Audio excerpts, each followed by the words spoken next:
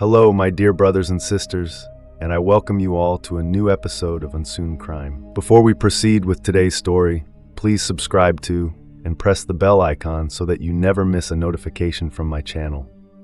Now, let's begin today's story. Chetan Prakash Lana, an assistant technical intelligence officer with India's Intelligence Bureau (IB), returned to his hometown, Ramganj Mandi in Kota district, on February 14th for a 2-day leave.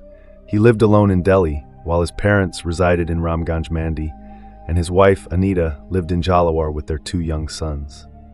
Chetan usually visited home once or twice a month. Whenever he did, he always made sure to meet his parents in Ramganj Mandi. That day, after meeting his family, he boarded a train to Jalawar at 6 p.m. He was expected to reach Jalawar within an hour. However, when he didn't reach home by 8 p.m., his wife, Anita, called their relatives to check on him. At Anita's request, their relative, Manmohan Meena, who lived in Jalawar's Gayatri colony, began searching for Chetan. At around 8:30 p.m., during the search, Chetan was found unconscious near the Ralayata Bridge on the Jalrapatan-Bawani Mandi railway route. Manmohan Meena immediately informed Anita about Chetan's condition. The relatives rushed him to ERG hospital. After a thorough checkup, the doctors declared Chetan dead. Given the suspicious nature of the case, the hospital informed the police. When the police arrived, they examined the body, but no visible injuries were found. The police then inspected the location near the Ralayata Bridge where Chetan had been found unconscious, but there was no evidence to determine how Chetan had died. Upon being informed, Chetan's parents and other family members rushed to Jalawar from Ramganj Mandi. His father, Mahadev Meena, filed a case of suspicious death at Jalawar Sadar police station. The police registered the case under Section 174 of the CRPC and launched an investigation. On February 15th, Chetan's body was sent for a post-mortem by a medical board. After the post-mortem, his viscera was sent to the forensic science laboratory for further examination. Since this involved the death of an intelligence officer, the police were investigating from every possible angle. There were 3 main points: heart attack, murder story, suicide. There were no signs of injuries or struggle on Chetan's body. The post-mortem report also did not reveal anything that could uncover the mystery of his death.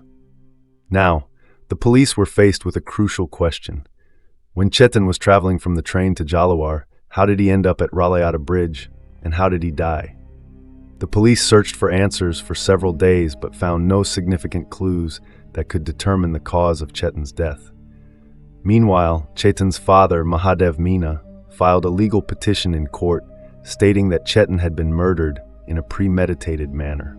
The court ordered the police to register a murder case. By then, 3 months had already passed since Chetan's death.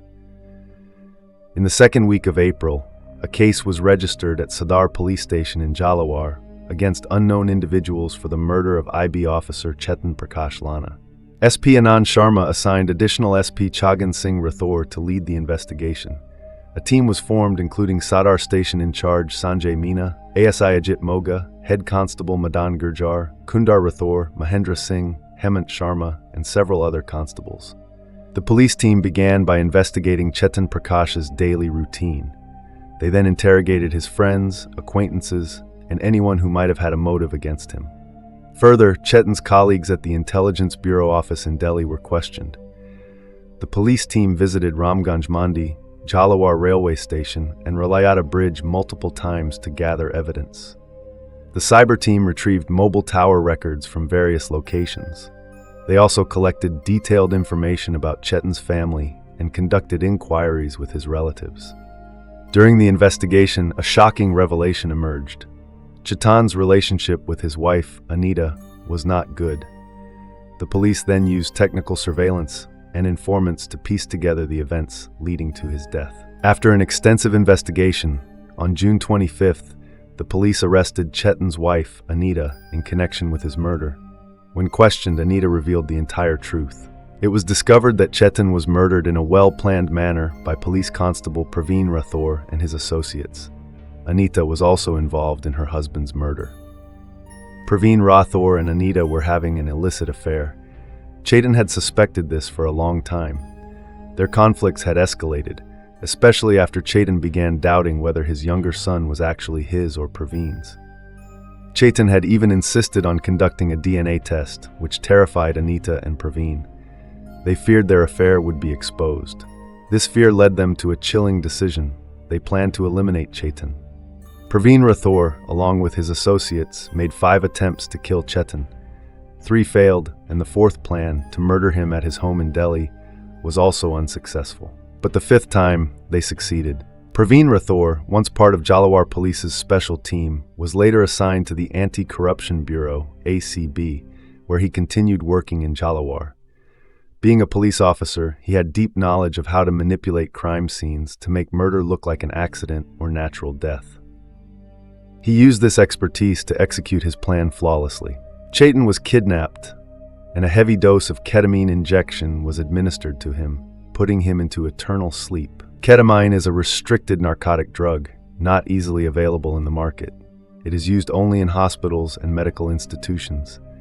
What made it even more sinister was that post-mortem reports usually failed to detect it. Following a thorough investigation, the police arrested not just Anita, but also the other accused involved in Chetan's murder. Praveen Rathore was the son of Ramesh Chand, a resident of Mangalpura Road, Jalawar. Anita had known him since their school days, as she too lived in Jalawar. As young students, they had fallen in love. In 2008, Anita was selected as a government teacher, and that same year, Praveen joined the Rajasthan Police. With a stable job, Praveen mustered the courage to confess his love to Anita and proposed marriage. But fate had other plans. Their families did not approve, and their love story remained incomplete. Years passed. Anita married Chetan Prakash Gala in January 2011. Chetan was posted in Delhi, while Anita continued working as a teacher in a village school near Jalawar.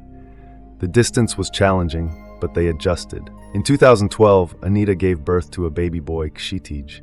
Chetan's entire family was overjoyed. Meanwhile, in 2011, Praveen Rathore also got married. His wife was well educated, and in December 2014, she too became a government teacher. Coincidentally, she was posted in the same school where Anita worked. This unexpected twist rekindled an old fire. Since Praveen often dropped off and picked up his wife from school, he and Anita started meeting frequently. Slowly, their childhood love reignited. However, Anita was cautious. She feared that being seen with Praveen might create suspicion. So, in August 2015, during Raksha Bandhan, Anita publicly tied a Rakhi on Praveen's wrist, introducing him to her husband Chetan as a brother. This clever move worked. Since Praveen's wife and Anita worked in the same school, Chetan never doubted his wife. But what Chetan didn't know was that this brother was secretly his wife's lover. Due to his job, Chetan couldn't stay in Jalawar. Praveen took advantage of this situation. Anita and Praveen's secret meetings turned into something more. They began a full-fledged affair. By January 2017, their relationship had become so intense that they were meeting almost daily. At that time, Anita was living in her parents' house in Gayatri Colony, Jalawar. By June 2017, Praveen bought a new house worth 35 lakh rupees in Jalawar Housing Board, a place where he and Anita could meet freely. Anita arranged the money for the house. It is said that Praveen kept a commission of 10 lakh rupees for himself in facilitating the deal. Anita moved into the new housing board apartment. Praveen started visiting the house frequently without any restrictions. Her son was 5 years old. Chetan Prakash visited once or twice a month. Occasionally, Chetan's parents also visited their daughter-in-law, staying for a couple of days before leaving. Praveen gave Anita a separate mobile phone and SIM card to talk to him. She used only that phone to communicate with him. During this time, Anita became pregnant. Praveen's unrestricted visits to Anita's house, where she lived alone, did not sit well with Chetan's parents. They told Praveen that he should visit only when Chetan was home. They also informed Chetan about this. Chetan, in turn, forbade Anita from allowing Praveen into their house or maintaining any relationship with him. This led to frequent arguments between Chetan and Anita.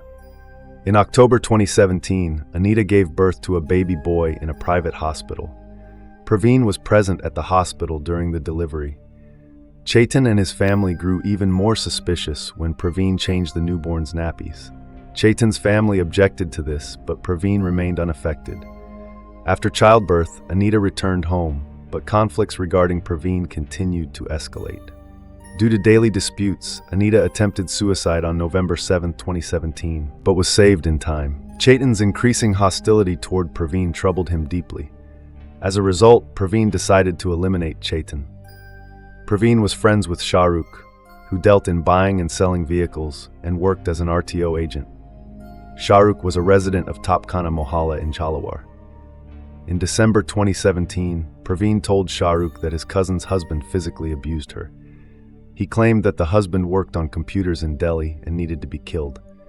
For this, Praveen offered Shahrukh a contract worth several lakhs. Praveen showed Shahrukh a photo of Chetan, and Shahrukh agreed to carry out the murder. He enlisted a few associates for the job. Praveen and Shahrukh began plotting Chetan's murder. Through Anita, Praveen learned that Chetan would be traveling to Delhi by train on December 25, 2017. The assailants followed Chetan on the train, but due to the winter season, Chetan had wrapped a muffler around his face, making it difficult for them to identify him. They returned to Jhalawar without completing their task. On January 4, 2018, Chetan returned to Jhalawar on leave. The plan was to run him over with a truck. For this, a truck driver from Nala Mohalla was paid a hefty sum. According to the plan, Shakir was to run over Chetan's scooter while he was traveling from Ramganj Mandi to Jhalawar. However, on that day, the truck lagged behind while Chetan's scooter moved ahead.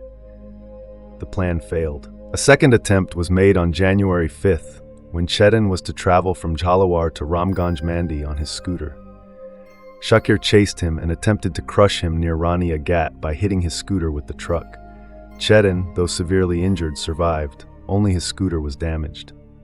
After 3 failed attempts, the gang decided to kill Chetan at his home in Delhi. Criminals from Jhalawar reached Chetan's house in Nirankari Colony, Guru Tegh Bahadur Nagar, Delhi. However, due to the presence of security cameras, they returned without executing the plan. Praveen continued to receive real-time updates on Chetan's movements from Anita. The final plan was set for February 14th. Praveen learned that Chetan would arrive in Jhalawar that evening via train from Ramganj Mandi. Police Constable Praveen Rathore, along with his accomplices Shahrukh, Farhan, and a minor, devised a plan. The plan was to abduct Chetan from the Jhalawar railway station, inject him with a lethal dose of ketamine, and kill him. As per the plan, the minor dropped Shahrukh at Suket on a bike. From there, Shahrukh reached Ramganj Mandi and boarded the same train as Chetan, following him closely. Before the train reached its destination, Shahrukh informed Praveen of Chetan's whereabouts via mobile phone. Praveen, along with Farhan and the minor, arrived at the railway station in a car. When the train arrived, Shahrukh joined them. Chetan was walking home from the station when the gang intercepted him on a deserted road in the housing board area. They forcibly pushed him into the back seat of their car and drove him to Haldigati Road, behind Akashvani. There, a heated argument ensued between Praveen and Chetan regarding Anita. Praveen asked, "Why don't you transfer your property to Anita's name?" He also accused Chetan, "Why do you claim that the younger child is not yours?" Chetan replied, "Because the child is yours." At this, Praveen signaled his associates. They held Chetan's hands while Praveen took out ketamine injections and administered a heavy dose into both of Chetan's thighs. He then covered Chetan's nose, suffocating him. Within minutes, Chetan was dead. To mislead the police, Praveen took Chetan's mobile phone and sent a message to Anita, saying he was returning home via auto rickshaw. Later, they dumped Chetan's body near Ralyata Bridge and fled. The story's beginning, where Chetan was found unconscious near Ralyata Railway Bridge, now connects with the crime's conclusion. Under the leadership of Additional SP Chagan Singh Rathore, the police launched an extensive investigation. Their first breakthrough came when they arrested Shahrukh on June 20th. During interrogation, he revealed the entire murder plot. The next day, on June 21st, the police arrested truck driver Shakir, who had attempted to run over Chetan on January 5th. On June 22nd, police arrested Santosh Nirmal, the operation theater in charge of a private hospital. Santosh, who had previously worked as a male nurse at government and private hospitals, had knowledge of anesthetic drugs. He was a friend of Praveen's, and during a New Year's Eve party on December 31st, Praveen had asked him for ketamine injections. Santosh stole 2 500 milligrams injections from the hospital's operation theater for him. Praveen later used them to kill Chetan. Since ketamine leaves no trace in forensic tests, it was a well-calculated crime. On June 24th, the police apprehended a minor involved in the crime. The minor worked at Shahrukh's RTO agent shop. Praveen had used his mobile phone to communicate with Shahrukh on the day of the murder to avoid tracing his own phone. The minor, who was initially paid 50 daily, was given 500 daily after the murder. The police presented him before the magistrate, who sent him to a juvenile detention center. As the investigation deepened, Anita's role in the crime surfaced. On June 25th, police arrested her as well. She had provided Praveen with Chetan's travel details and had also formatted her phone to erase all incriminating data. After Chetan's murder, Praveen took back the SIM card he had given her. Further investigation revealed that Praveen had manipulated Anita's emotions. He had convinced her to remove her husband's photos from social media and threatened to commit suicide if she didn't support him. Under his influence, Anita was unable to distinguish right from wrong. Even after Chetan's murder, their relationship continued as before. On June 28th, police arrested Farhan, who had been absconding. 2 other police constables, Ravi Dubey and Awais Muhammad, were also under suspicion due to their close ties with Praveen. On June 28th, SP Anand Sharma suspended both officers. Meanwhile, Praveen Rathore remained on the run. On June 14th, he had claimed he was traveling to Ajmer for official work but disappeared. As of July 1st, the police suspended him from duty and continued their search for him. Police sent the report from government school teacher Anita to the education department, requesting departmental action. The accused arrested in Chetan's murder were sent to jail under judicial custody after their remand period ended. By the time this story was written, all the accused were in jail. It was Anita's deceitful character that led her to destroy her own happy world. Chetan's death broke the support for Mahadev's old age. Chetan's 6-year-old son, Kshitij, lost his father, and his 8-month-old son, Rivan, is also in jail with his mother. Had Anita not stained her hands with her husband's blood, she would have quickly been sitting in the position of school principal, as she had already been promoted.